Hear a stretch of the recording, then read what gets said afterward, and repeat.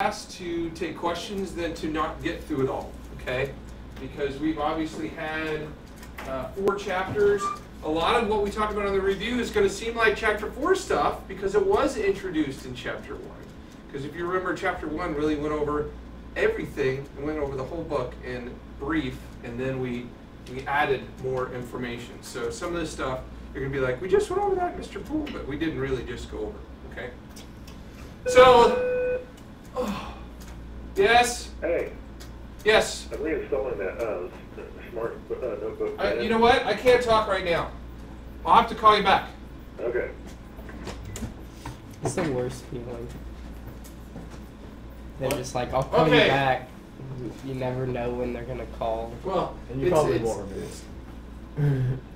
I should have hit do not disturb. We have a limited amount of time. So, okay. So the first thing we talked about was hardware and software. The difference between hardware is stuff I can touch, and software is stuff I cannot, that runs on the computer, that is the set of instructions and programs that are run, okay? So there are set of instructions and programs that make the hardware do what we want it to do, okay?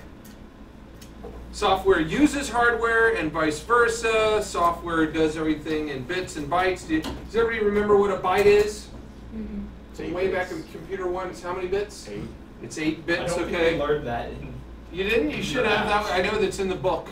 Okay? So a bit is a logical piece of information that either holds a 0 or a 1. It's an on or off thing. And 8 bits, 3, 4, 5, 6, 7, 8. 8 bits makes up a byte.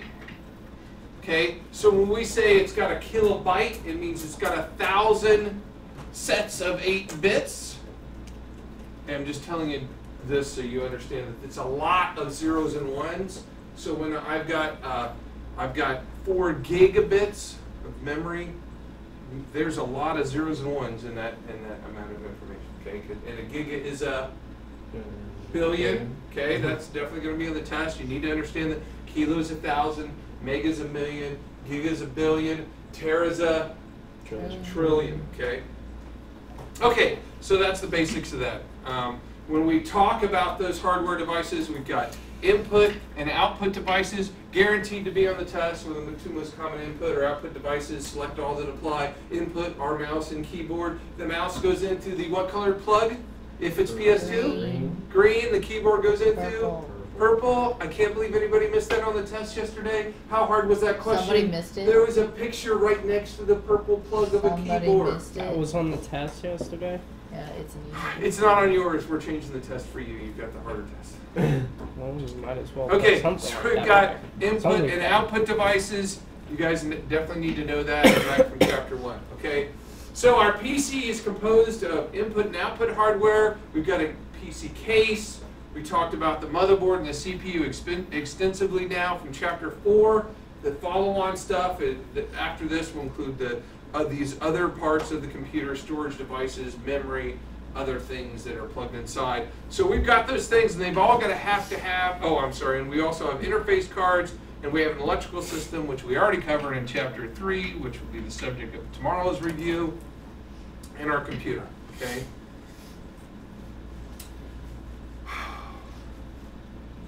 All these things have to have a way to talk to the CPU, okay? So the motherboard's primary purpose is to connect everything up with the CPU, to hold the CPU, to connect everything together, okay? And then the software is the information that runs on the CPU to control all those things. And then we have electricity that's required to power everything. Whether it gets that electricity through the motherboard or through a separate cable, everything uses electricity because obviously those zeros and ones are electrical inputs, okay? Already said this. Most popular input are the keyboard and mouse. Popular outputs, a monitor and printer. They have different ways they connect. The keyboard and mouse traditionally always used to be these PS2 plugs, which are, we already said are the purple and green ones, but they can equally be USB at this point, as well as PS2 inputs. Okay, we should know and be able to identify the basic things on the back of a PC, on those back panel connectors. Just like we had the motherboard question the other day on what's this, what's this, what's this, you should be able to answer the same kind of questions. I think I have a better picture. No, I don't. I have one later. of this kind of thing. I guarantee you, you're going to have a back panel of a motherboard with an ABCD thing, and you're going to say, this is the video card, this is USB, this is a PS2. It's going to be a matching question just like that. Because if you don't know what these things are, how do you hook up a PC? You don't. Well, you can go and match the plugs and go, this looks like it goes right here, okay? And the problem with doing the get looks like it goes right here is if there's a video card here and there's a video card here, how do you know which one to plug it into? You guys know, because you'd always go to the expansion card on video, but teachers do not. So teachers will go and plug one here and one there, and then their projector won't work, and they don't know that they both have to go down here, kind of thing. So anyways, you will have to be able to identify those plugs that are on the back, and I have a better picture later that we'll go through. Okay. Input or output devices, really anymore. They used to be, printers used to be this parallel port, which is traditionally pink. That one just happens to be black, but most of them are pink or red. But really nobody uses that anymore. Most of them have gone away, and they all use the USB connector instead. And this is a traditional VGA. They could also be the newer DVI, which are the plug on the back instead of blue is white, and it looks longer and squarer and has like a little line through it. We don't have any of those. Kind of looks like this. If I was a drawer, which I'm not an artiste. We can tell. Okay, but that's as good as you're going to get from me. DVIs are better. It's a digital output. We have digital screens. Actually, here, mine is digital right here. This one's digital. This one's analog. But anyways. We just don't have those cables, which is the only reason we're not using them. Okay, so inside of our case, we have the motherboard and the CPU and the memory. The three things that are required for a computer to work is we have to have a working motherboard, CPU, and memory, and power supply. Okay, the other things don't really have to be there for the computer to work. It's not going to do much for us. We've got other things to store stuff on, like floppy drives, which obviously anymore aren't that prevalent, hard drives, CD-ROMs. And whenever you hear the word CD-ROM that I'm talking about, I'm really talking CD, DVD, CDRW, Blu-ray. It should say optical storage device, but that's too big. We use CD-ROM as a term to incorporate all optical stuff. We have to have a power supply and cables, which you guys know is from Chapter 3, and we went over, and I think you guys all know how to take them in and out. We'll do that more throughout the year. Because I wasn't here, and you never did it with me. I came in during intervention. You need to talk to your partner and have them come in and show you sometime during intervention. You have to schedule I can't do it today. Oh, I said I would help. He's going to do a test. Okay, so we've got that main circuit board, the motherboard to communicate. We've got cables, connect everything else. Everything has to be connected to the motherboard to work. Okay? Everything has to be connected to the motherboard to work, and I've got a better picture than this one too of the motherboard, showing a much newer motherboard, which we'll go over here in a second. Okay, the motherboard's the most important circuit board. It's also called the main board. You'll see it abbreviated, which I don't ever do, but MOBO. I hate that term for some reason. It really bothers me. But anyways, if you see the MOBO, it's the motherboard. Anyway, just so you know that's another term. Okay, it holds the CPU where virtually all processing. What is the one thing, as a side, what is the one thing that really doesn't take place, what processing doesn't take place on the CPU anymore for a really high-end gamer system? The GPU? Yeah, the video. The video takes place on the GPU, or the graphics processing unit, which is just like a CPU that just does graphics. All devices have to communicate with and through the motherboard to talk to the CPU. They're either directly installed or linked with a cable. They're either plugged in with a cable or they plug right into the motherboard. Okay? The motherboard has processing that takes place on the CPU and the chipset, and the chipset controls The flow of information. Flow of information. It controls the flow of information around the motherboard. Specifically, the North Bridge controls the flow of information between the CPU and the video card and RAM. Okay, and the South Bridge controls the flow of information between the CPU and everything else. Okay. Okay. For storage on the motherboard, we have two kinds of primary storage, and those are RAM and that cache memory that we just learned more about when we were talking CPUs, okay? Communication all happens around the motherboard through the buses, and the rate of that communication is controlled by the system clock. It's what sets, it pulses and sets the speed that information goes around the motherboard. The motherboard has a plugged-in electrical system that we talked about in Chapter 3, and the programming setup is done through the CMOS program on CMOS. It's the BIOS ROM chip. That's the program. BIOS is the program. The information is stored on CMOS RAM, and it's held there by the CMOS battery. Okay, question that a lot of people get wrong. Okay, so let me just say that again. BIOS, which stands for Basic Input-Output System, is stored on ROM. It is a program. That program lets us change the configuration setup, and when we hit save and exit, that save and exit, that configuration data saves to CMOS RAM. Okay, and because it's RAM, it's volatile. It could go away if the power went out, so that's held in there by the CMOS battery. Okay, that little round coin battery is what maintains the power to hold the configuration data that we program in BIOS and save into the CMOS RAM. Questions about that will appear on the final. It is guaranteed. Okay? I think I just said everything that was on that slide. Okay, so here's a basic motherboard. Again, we need to be able to identify those things that are on here. I typically put up a slide that's fully labeled on here so that if you wanted to refer to it later, I'm going to save both this PDF and the YouTube video itself that I'm recording. Okay, so we've got our regular PCI slots. We've got these PCIe, little PCIe 1 slots for PCI Express 1. We've got an extended video slot, which you can always tell by the latch on the back that that's extended video. You guys can't tell whether it's a PCIe 16 or an AGP slot, doesn't matter. That extended slot is the one that we can put in video cards, and that's on the North Bridge. Got our back panel connectors, which there'll be, I guarantee, a question on that. What is this? What plugs in here kind of thing. With a better picture, it won't be above picture. This is one of the things that I did not point out very well when it came to power. We've got our main power connector, our P1 connector down here. This is usually called the Pentium 4 power plug, just an extra power plug.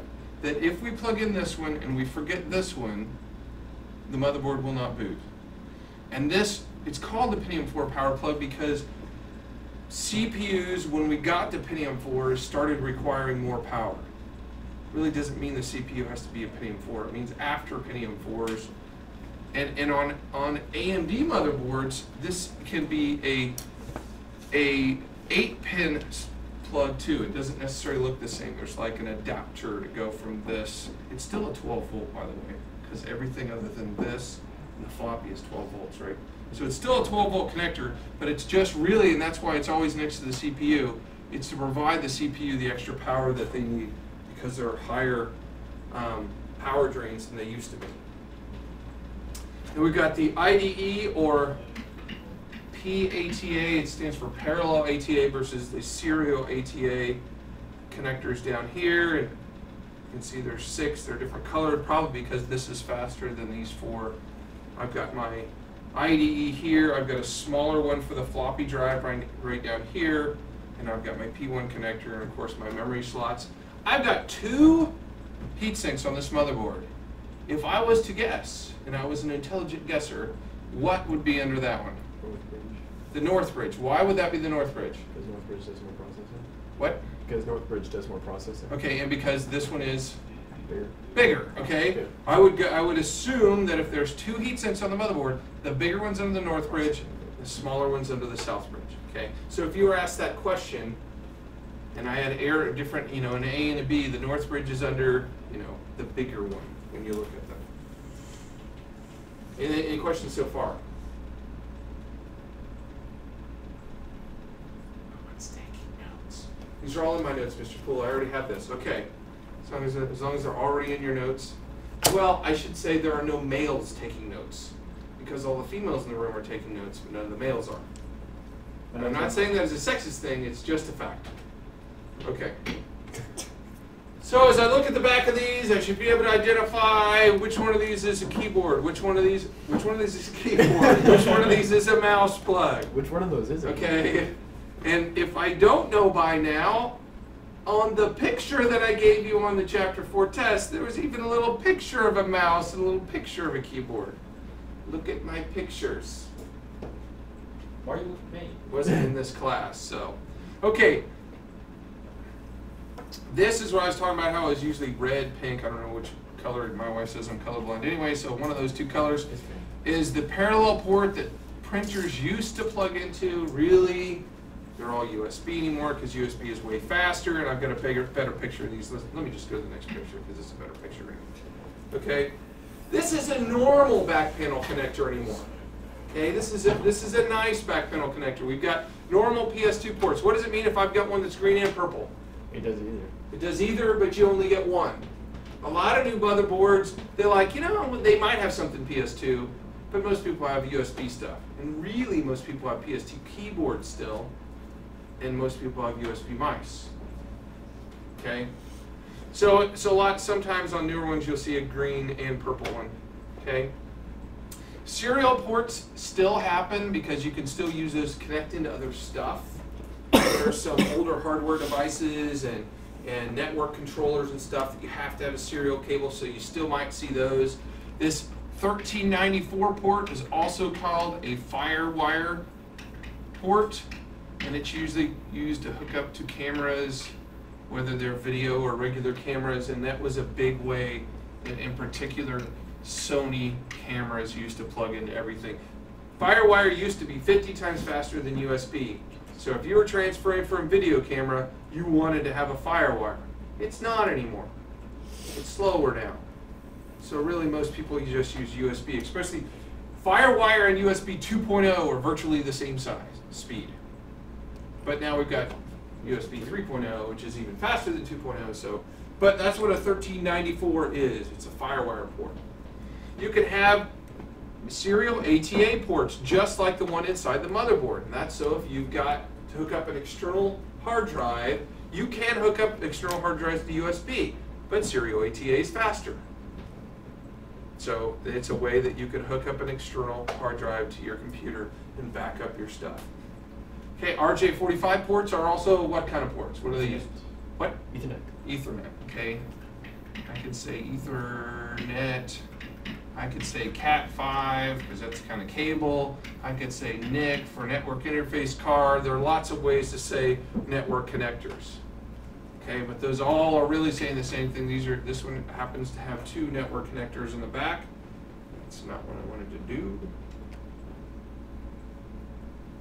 What am I doing? Now I'm putting in Z's. I wanted to do that. Okay.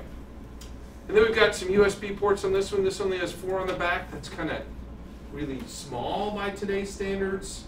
When I look for ones that have 6 or 8 on the back. Because so much stuff is USB anymore, and it all runs better if you're hooked in directly. You can buy hubs, split them out, but those stink in comparison to plugging them directly in. And then we've got high-end audio here because we've got more than the plain. This would be a low-end audio if I just had the 3. And I need to know that the red or pink one is the microphone, the green one is the speakers. Everybody is allowed to talk. And the blue one is the line in. Line in, okay, Well, that's right where I there. plug other input devices. The biggest place we use the line in is our TV cards here at school. All the teachers have a TV card, and there's a green on the TV card that goes to the blue on the computer. It's a cord that long. Because the TV card, in order to get sound into the computer, comes in analog, so it just has sound coming out of that TV card and goes right into the computer there. What's the green say? Line out? The green, Yeah, line out. it says line out or head or speakers. Okay. Why do they make these so difficult to get to? What? I would never hook anything else up to my computer, but I'm willing to try to. To pull it out. But you have to. Well, that's why anymore most of them have headphones and microphones in the front. Okay, just like these do.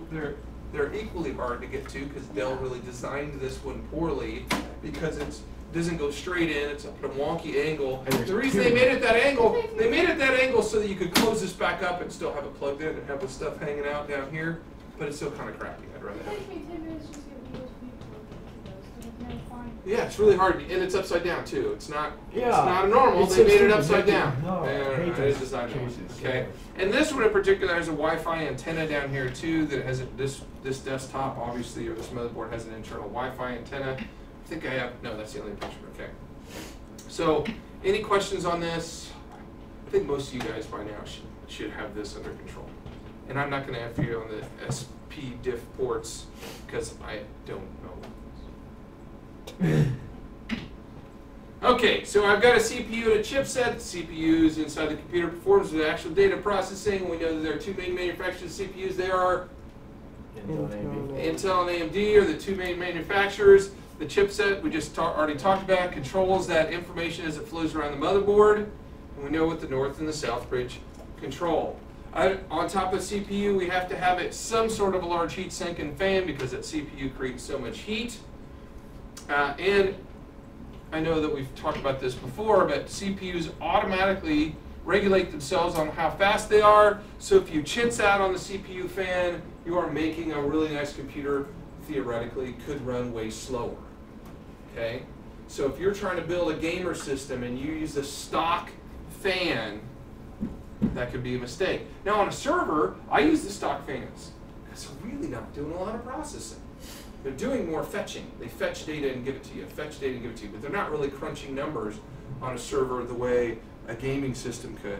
So this would be okay on a home PC that you're not really doing a lot of intensive processing. If you've got a home PC and you're just using Microsoft Word and PowerPoint, that stock fan's fine. If you've got a gamer PC that you're really trying to overclock or whatever, the stock fan is not going to work. So you want to have a better CPU fan than that. And by the way, they have their own power and they plug in somewhere on the motherboard. There's a wire that comes off this and plugs in, and this is a bad picture because you can't see it. Old North Bridge, South Bridge CPU set. They're old enough they don't even have heat sinks, and this is an old Pentium 3. I need to update my picture. Okay. So we have storage devices, we have temporary, and we have permanent storage devices. We also have primary, these are the two terms we're going to use, and secondary, and that's primary and secondary to the CPU, not to you, okay? CPU uses that temporary storage to hold data and instructions while it's thinking, and that is temporary, but it's the primary. And that, what are the two kinds of memory that we're talking about? RAM and cache. RAM and cache, okay? That's what the CPU talks to.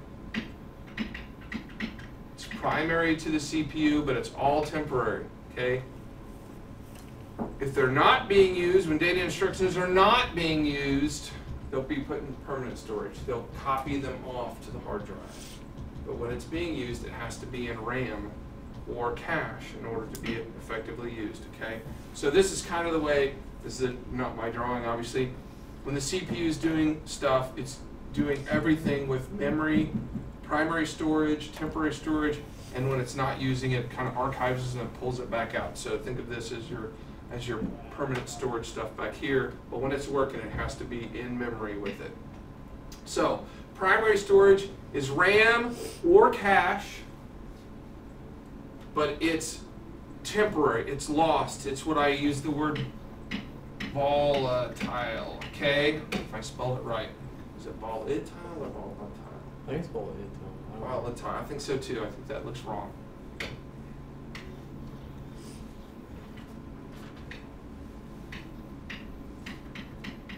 Okay, meaning it's temporary, okay? It goes away as soon as you lose power. And that's our RAM. Those are the kind of evolution of RAM, but really the evolution stopped right here. We have DDR, and then we have DDR2 and DDR3. So when we talk about what kind of RAM is in use today, if I ask you that question, what is the current kind of RAM today? It's DDR3 or DDR2. Those are what motherboards are still being made for. Nobody makes a motherboard using DDR1. Now, you can't buy it. On the test, didn't you link your motherboard in DDR? That's DDR1.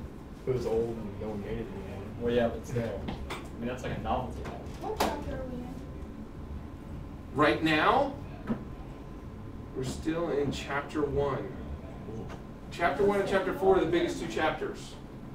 Okay, and then chapter 2 was on software, which was very short. Got a lot of questions on software. So yeah, we're coming up on the end of chapter 1 right now. Because I have everything we talked about. Okay. That's good. You should. This is a review. Should not be anything new, okay? So these kinds of RAM have all gone away.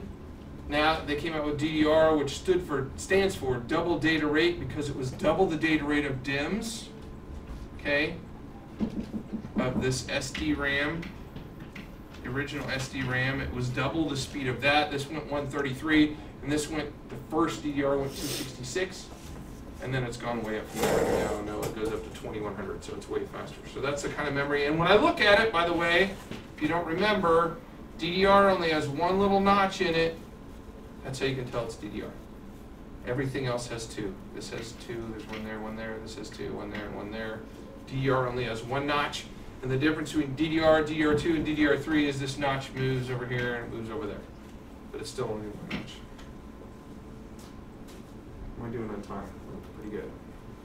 Because I wanted to get just through chapter 1. Okay, we've already talked about this, or we talked about it again. This is kind of a theoretical picture of how cache works underneath the die, the fact that we may only see one die, but there's more than one chip underneath there that's doing processing. There may be up to 8 now, and then that cache, it's got L1 that's directly on it, L2 that's slightly off, and L3 is a shared cache that's all incorporated or encapsulated underneath that chip that we see. And that's all primary storage. Secondary storage is all that other stuff: CD, hard drives, floppy disk, flash drives. Should be on there, okay? CPU can't process information on primary storage. It has to copy it to memory, and then it works on it, okay? Also on secondary storage, what's maintained on secondary storage? The biggest program in the computer is the operating system, okay? The operating system is the biggest one. Okay, mainly hard drives, and anymore when we get to hard drives we'll talk about it. The newest kind of hard drive is the solid state drive. Ways they connect: the oldest way is through a parallel ATA or an IDE connector, okay? Each one of these cables can hold two things connected to it. So that's the old way. The newest way is through a serial ATA connector, and it's a single wire that connects up one thing to it, okay? So on the IDE or parallel ATA, with each one of these we had two things, but with serial, each one of these only does one. It's part of why it's faster too, because it doesn't have to go to negotiate separate things on the single cable. Everything that's plugged in has to have power, and hard drives use the most amount of power of things that are plugged in, other than the motherboard itself and the video card, which are both right on the motherboard. And it's just showing the kind of power cord. What's the voltage on that? 12 volts, okay. It's a 12 volt power supply in it. Same thing on hard drive. Okay, we're almost at the end of chapter 1, which also sounds a lot like chapter 4, okay. So we've got those pathways or buses underneath the, on the motherboard. The system clock controls the flow of information and the rate that it goes, and they all terminate at the CPU, because the whole point of everything is to get information to and from the CPU so it can process it. And that's the picture of an older looking system clock that did the clock pulses. On the motherboard we have expansion slots, so we can plug any additional stuff into to get capabilities past what the motherboard gave to us. So we have different kinds of expansion slots. We've got the standard PCI, and really these are all that are on there anymore. There are others on older boards, but really anymore we're just looking at PCI, PCI Express 16s, 1s, or 4s. That one should say 4, that's a 4. I think, at least it looks like it, because it's slightly extended than the one over here is. So I actually don't think that's an X1. I didn't make that video, that picture. And older ones include AGP and ISA, but those are so old you're never going to find one on a motherboard. Okay, so interface or expansion cards allow us to give other capability to our computer that wasn't already on the motherboard integrated into it when we bought it. Okay, so we have to, when we look at our motherboard, we really want to plan ahead. Does it have the slots we need? Which is part of the reason the motherboard project I gave you specific. It has to have this or has to have that. Because you have to think about it in that way, because when I buy a motherboard, if I don't buy it with the expansion slots that I think I might need, I've wasted my money. Because I can't add those. Okay? I can't add expansion ports on later. Okay, so different kinds of ports or slots use different kinds of things, like the PCI X1s, the PCIs, and the PCI Express 16s use different stuff. The PCI is still, right now, the main one that most things use is standard PCI slot for adding stuff. This is a modem, and I don't even know if really any computers need modems anymore. So I've got the slots. I think I've got another better picture. No, I don't. Okay.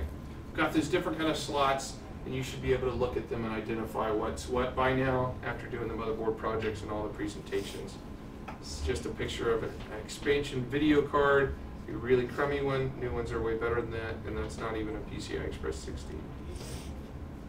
Still on Chapter 1, the electrical system and the computer changes voltage from the wall voltage from AC. You should know that. What comes out of the wall is alternating current, and change it down to direct current, and specifically changes it to these three voltages, 3.3 and 5 volt DC plugs.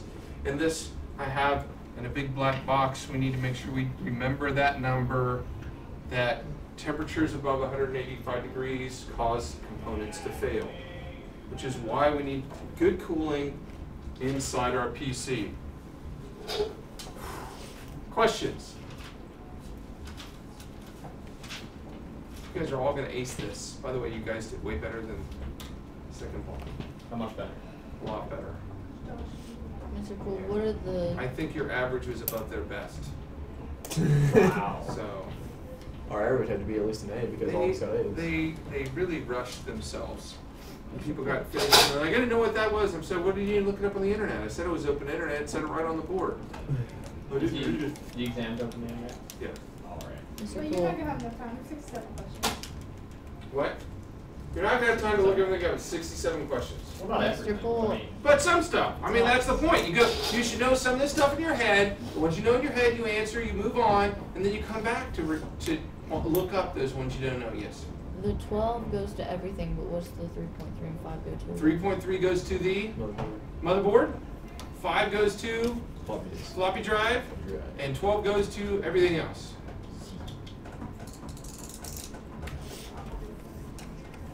wait, is Monday a wet day too? Yes. Why? For studying So for you have time to exams. review for both days. Then why don't you just get Otherwise, then your brown days you'd review for on Friday, and your white days you'd review, or orange days on Monday, and it'd been over a weekend.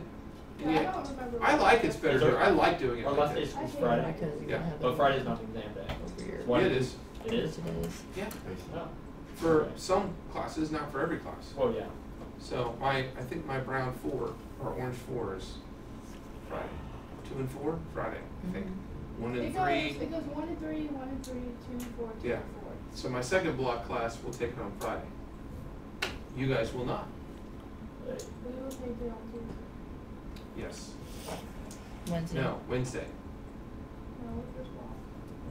Wednesday, the white day, Yeah, we're Monday, orange. brown day, Tuesday. Yeah. We get it on Wednesday. I wish we Okay. could do it in 2 days. We already talked about this because I got it out of order, I guess. So, instructions saved on the motherboard are on read-only memory chips. The BIOS, or the basic input output system, specifically is on a ROM chip. It includes the system BIOS, the startup BIOS, and the CMOS BIOS. And the information, the configuration is stored in CMOS RAM. And I already said that. There's a picture of a ROM BIOS chip that has that program stored on it. And it has virtually no memory, but it needs that battery to hold that configuration, which includes the setup, date and time, hard drive, floppy drive, and port configuration, the boot sequence, where the operating system is. Will be on the test, the start sequence, okay? So we push the power button. Startup BIOS runs a self-test. Yes? How do you upgrade BIOS? Is that possible? Or Yes, you or can just reflash the stop BIOS, you download it, and usually you put it on either a flash drive or floppy drive, and you have to boot to DOS, so you don't do it from Windows. You boot to DOS, and the instructions tell you the commands to reflash the BIOS, and it reprograms it. That's one of those things you never do unless you really need to, and because if it messes up flashing the BIOS, you could have just trashed your computer. And so, just so you know, you don't ever want to do it in a storm with power fluctuations. You want to make sure it's a nice, beautiful day and DPL's not out front working on your power line, because if you lose power during a BIOS flash, you can probably kiss your computer goodbye. It's the motherboard. So it's one of, not that I haven't ever done it before, I have. And particularly in 2000, we had to flash a lot of motherboards because the clocks were not said to go past 1999. Yeah, Oh. we had to reflash everything in 1999 almost, because nothing was made to go roll over to 2000. Which, you're like, really? You didn't think about that? In 98, in 2 years it was going to be, it just didn't occur to people. That seems kind of silly. Anyway, so yes, you can. It's not that hard. Just follow the instructions. Very carefully. You don't want to do it wrong. Is system time, is that in seconds from like 1997? It remembers what it is, but when you pull the battery and put it back in, it starts all over again at whatever time they said was the start time. Well, no, but isn't like historically seconds It from? depends on the BIOS. Okay. Depends on what the start date is. So. Okay, so startup sequence. You push the power button. Startup BIOS runs a power on self-test. Are we done? Yep. Okay, we're on slide, I don't know, I'm going to have to remember where we're at. Write it down. Here. Start. Wherever we are.